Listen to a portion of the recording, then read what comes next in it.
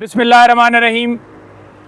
आज के जो केसेस हैं उनके हवाले से मामला ये है कि साइफ़र केस की आज समाअत इस्लामाबाद हाई कोर्ट में है। बड़ा अहम केस है, आज बड़ी अहम समाअत है।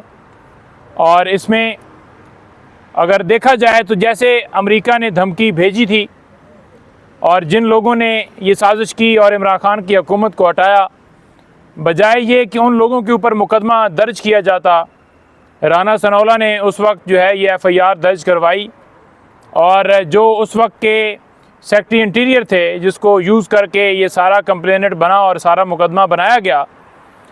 इसमें आप देखें तो जिस तरह से आइन और कानून की धज्जियाँ उड़ाई गई, ट्रायल कोर्ट के अंदर, जेल के अंदर जैसे समाअत हुई, हम बार बार यही अदालत से इस्तदा करते हैं कि जिस तरह केसेस इमरान खान साहब को सज़ाएँ देने के लिए तीन चार अदालतें वहाँ पर लगती रहीं, एक के बाद दूसरी, दूसरी के बाद तीसरी, तीसरी के बाद चौथी, और रात तक समाअतें जारी रहीं, तो उस वक्त ये कहा जाता था कि जी बिल्कुल जी जस्टिस हो रहा है, इंसाफ हो रहा है। ये निज़ाम जो है, आप क्यों नहीं चाहते कि इंसाफ और जस्टिस के दरमियान क्यों हायल होना चाहते हैं?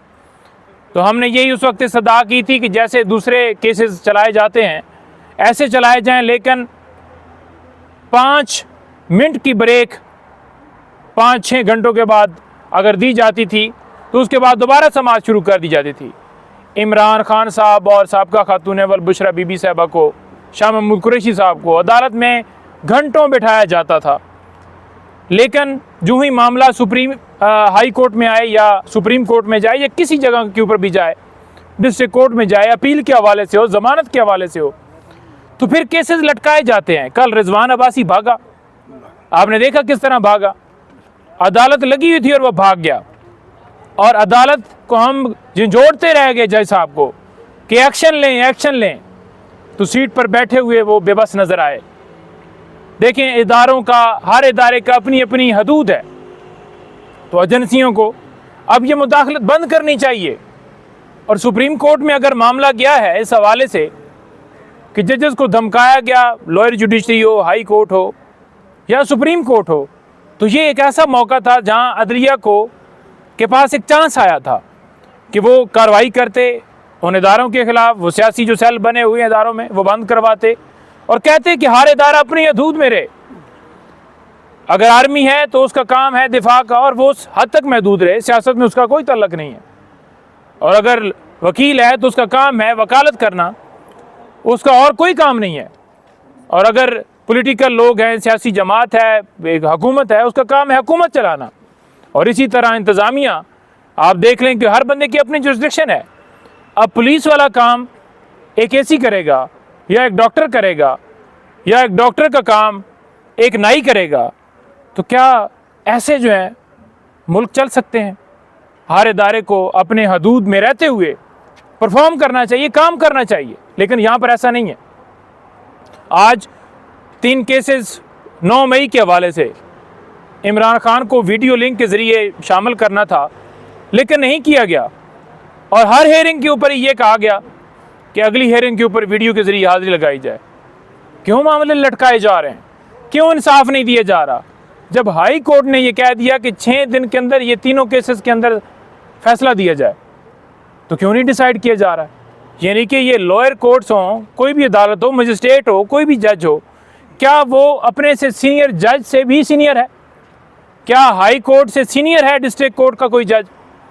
तो उसका अगर हुक्म नहीं मानना उसने, तो फिर मुझे ये बता दें कि साबिक़ वज़ीर आज़म या साबका खातून अव्वल बुशरा बीबी साहबा या साबका वज़ीर ख़ारजा, अगर उनके केसेस के अंदर इस तरह किया जा रहा है, तो एक आम आदमी, कोई यूट्यूबर, कोई एक आम वकील, कोई एक आम शख्स, एक आम गरीब मज़दूर किसान, उसके केस के अंदर क्या होगा? क्या उसको इंसाफ मिलेगा? हम अदालतों के पास आते हैं इंसाफ लेने के लिए, अदालतों का काम होता है इंसाफ देना, और अगर अदालतें इंसाफ नहीं देती तो फिर आपने कहाँ जाना होता है? देखें, जो इस वक्त जरगमाल बनाया गया है हमारे इदारों को, मैं कौम को बड़ा वाज़ेह कहना चाहूँगा, कप्तान इमरान खान आपके बच्चों की मुस्तकबिल की खातिर जेल में पड़ा है, और वो आपसे ये कह रहा है कि जब मेरी तरफ से, पाकिस्तान तहरीक इंसाफ की तरफ से कॉल हो तो फिर ये कोई ना देखे कि उसका काम है, उसका भाई एयरपोर्ट से आ रहा है, उसने उधर जाना है, उसने शादी में जाना है, वो घूमने जा रहा है, वो फिरने जा रहा है, फिर पूरी कौम निकले। क्योंकि अगर आपने इन छोटी छोटी ज़रूरियात को, इन तरजीहात को रिजेक्ट करके चंद दिन गुजार लिए इस मुल्क की खातिर, तो फिर आपका मुस्तकबिल जो है बन जाएगा, आपके बच्चों का मुस्तकबिल बन जाएगा। हमारे जलसे जो हैं वो होने जा रहे हैं पंजाब के अंदर। 21 के बाद शेड्यूल आएगा और 29 के बाद, कल बल्कि परसों मेरी बात हुई थी हामिद साहब से, तो उन्होंने कहा है कि ये मुझे एजाज़ बख्शा गया है, तो हम 29 को जो है वो सारा लाएअमल सामने लाएंगे। खान साहब से भी मुलाकात है, आज भी लीगल टीम की मुलाकात है। 6 मेंबरान को इजाज़त मिलती है, पॉलिटिकल लोगों को ईद के ऊपर भी नहीं मिलने दिया गया, जुमरात छुट्टियों का बहाना बनाया गया। अब हम जुमरात के लिए नाम भिजवा रहे हैं और उसमें उमर अयूब साहब भी जाएंगे, उसमें हामिद रज़ा साहब भी जाएंगे, उसमें गौर साहब भी जाएंगे, उसमें शिबली फराज साहब भी जाएंगे और भी हमारे रहनुमा जाएंगे। तो फिर इमरान खान साहब से एक जो अप्रूवल है, जो हमने डिस्कशन की है, उसके ऊपर अप्रूवल लेके तो फिर लाएअमल मज़ीद जो है आपके सामने आएगा। आज तक जो काम जिस जगह के ऊपर हो रहा है, इमरान खान साहब की हदायत के ऊपर अमल पैरा हुआ जाता है, और जहाँ पर कहीं कोताही हो तो हम एक दूसरे के साथ, हमारा भाइयों वाला तल्लक है, हम एक दूसरे की रहनुमाई करते हैं कि यहाँ से ये गलती हो रही है। गलती इंसान से होती हैं, उनको दरगुजर करना चाहिए। लेकिन इस वक्त मामला जो है वो आपके मुल्क का मामला है, आपकी मईशत का मामला है। कल रात जो जुल्म ढाया गया, पेट्रोल की कीमतें जिस तरह, डीज़ल की कीमतें जिस तरह से, मिट्टी के तेल की कीमत बढ़ाई गई है। एक तरफ रोटी 4 रुपये रोटी का वो एक लॉलीपॉप दे के, जो कि इम्प्लीमेंट नहीं करवाना इन्होंने, क्योंकि जो गंदम है वो क्या इन्होंने अपने घर से जो है वो होटल वालों को देनी है, जो ये कह रहे हैं कि इतने पैसे जो हैं वो कम कर दें। एक तरफ रोटी का एक वो चकमा देकर और दूसरी तरफ पेट्रोल बम जो है वो आवाम के ऊपर रातों रात गिराया गया। इमरान खान के दौरे हुकूमत में बड़ी मुश्किल से, बड़ा उनको तकलीफ़ होती थी अगर तेल की कीमत बढ़ती थी।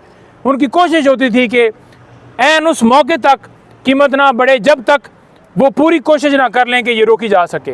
लेकिन उस वक्त वो साथ में ज़रूर पैकेज देते थे कि हम पैकेज दे रहे हैं, बाकी चीज़ें सस्ती करने के हवाले से यूटिलिटी स्टोर को हम ये पैकेज दे रहे हैं।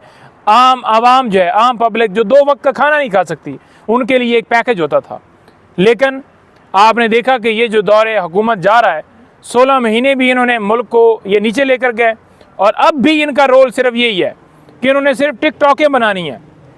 साथ किसी बच्ची को खड़ा करके, साथ किसी बंदे को खड़ा करके टिकटॉक बनाएंगे कि बड़ा फलाह का काम हो रहा है। आप देखें, उन लोगों के घरों में जाएं जो 2 वक्त का खाना नहीं खा सकते, उनके घरों में जाएं जिनके पास दवाई लेने के लिए पैसे नहीं होते, आप उनके घरों में जाएं जो अपने बच्चियों का सामान जहेज़ नहीं बना सकते। आप उनकी तरफ देखें, उनको कौन देख रहा है? यहाँ पर सिर्फ और सिर्फ अपनी जेबें बनाई जा रही हैं। आज भी एवन फील्ड अपार्टमेंट्स की रसीदें नहीं दी गई, क्यों नहीं दी गई?